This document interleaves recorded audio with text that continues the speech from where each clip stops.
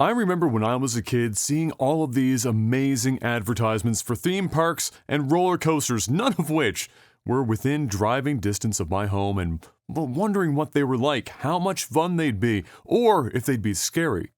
I didn't get a chance to finally find out until I was in my 20s, and while I can't say that it converted me to the church of thrills and spills, I left with an appreciation for why all of those neon pink and green windbreaker wearing parkgoers looked so happy in the commercials. If none of this makes any sense, but you're still mildly intrigued as to where it's all going, I've got great news. You're going to love Inscryption. Also, and stop me if you've heard this before, but I'm going to have to dance around a lot of spoilers here, so forgive the vagueness. It's been a heck of a season for games that, well, you just can't spoil around here. If you've ever played other deck-building roguelikes, then the core of Inscryption's gameplay won't be completely foreign to you, though it does come with its own spin on things, of course. You're sat in front of your would-be game master, though you can't make out much about their features, and their voice is represented only by low-frequency synth rumblings. They're oddly inviting, despite the less-than-inviting atmosphere, and they walk you through a story the way you'd expect an experienced Dungeons & Dragons DM to. A token on the board, you move from one point to the next with some branching path choices on occasion. Of course, many of these points are battles waiting to happen, but some are also opportunities to strengthen your deck or obtain other buffs and boons. Totems, for example, can give abilities to cards in your deck of a certain tribe, while campfire stops can simply improve the stats of a chosen card. You'll also receive or collect items up to a max of 3 at a time that can be used in combat to help tip the scales in your favor. And I say that not just figuratively, but literally too. Combat scenarios play out on a card grid of varying sizes, either completely open or with obstacles in play, and is a turn-based system with the goal of doing enough damage to your opponent to tip the scale of battle a total of 5 points to the opposing side. The scale is quite literally just that, a scale, and every point of damage is measured with a tooth. Where the teeth come from is perhaps better left unknown, though one of those aforementioned items may help you and hurt you if you're picking up what I'm putting down. The scale is actually one of the more unique features of combat in Inscryption because it changes the dynamic of player and opponent health. While your goal is to do 5 points of damage, if your opponent does damage on their turn, it tips the scale back in your direction. This back and forth adds an interesting element of strategy where you can't simply rely on a static health pool, but operate around a constantly moving target, both to keep yourself alive and to ultimately win the round.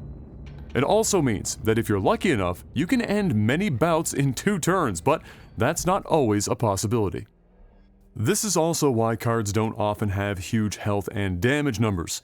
Matches are usually quite short, and it's more about a cohesive and efficient strategy than always brute forcing your way through. Instead of a mana or energy in the traditional sense, most cards require a certain amount of blood sacrifice, or similar, to play.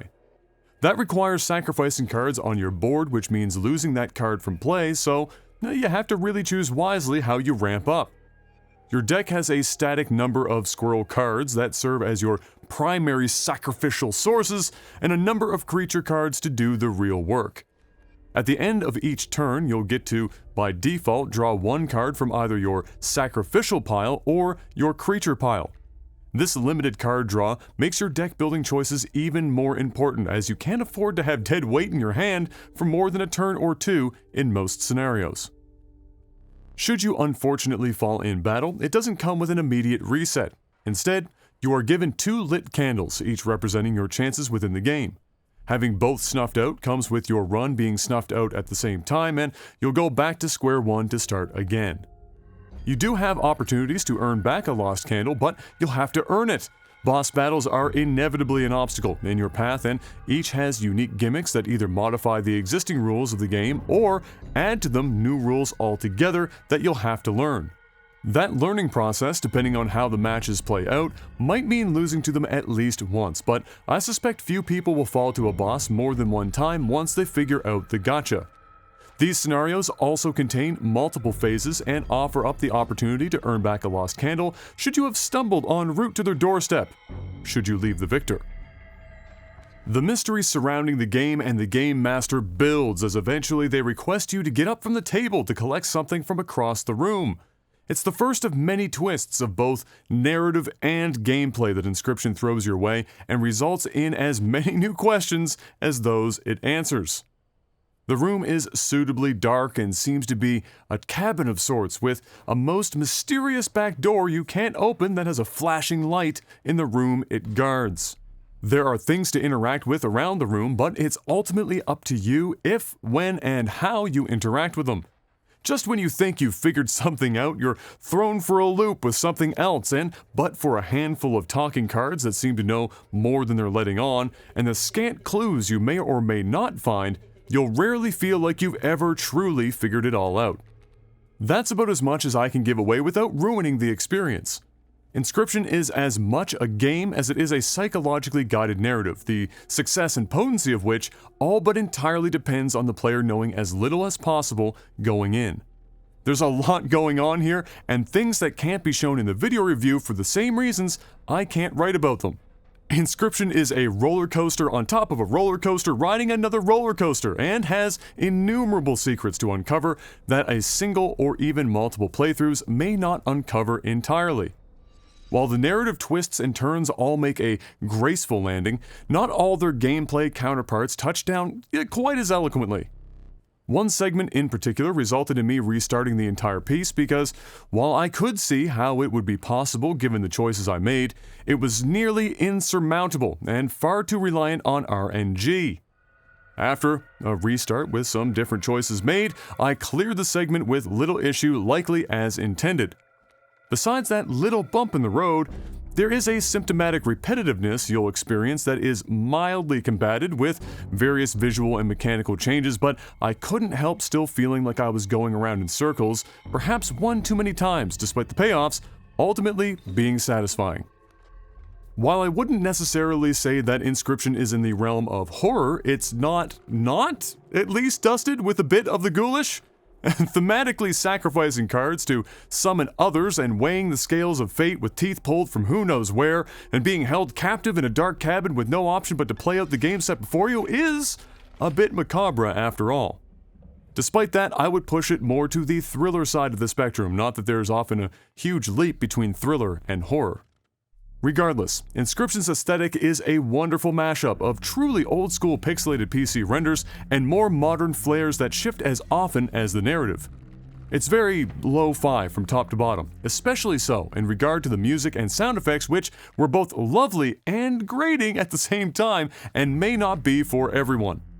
As much as I enjoyed the visuals, there were more than a few times in which they got in the way of a good user experience. Font clarity, specifically in spots, is awful, and more than a few occasions I wasn't sure what inputs the game was hoping I would use because of the little feedback, not all of which was intentional, I'm sure.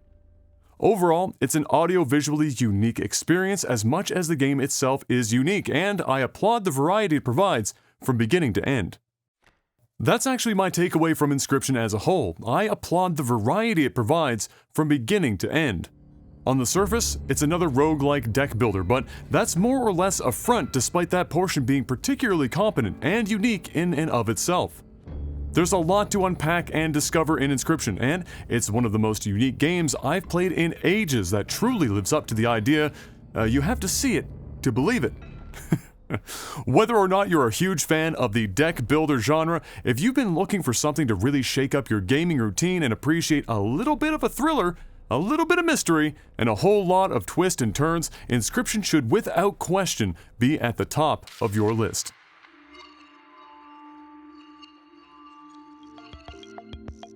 Hey everyone, thanks for watching. If you enjoyed this video, make sure you give it a like, subscribe to our channel, and hit the bell icon so you're notified when new content arrives. Want to support Critical Hit more directly? Visit us at patreon.com/criticalhit with a Q to do just that and help us stay as ad-free as we can be. Thanks again, and we'll see you on the next one.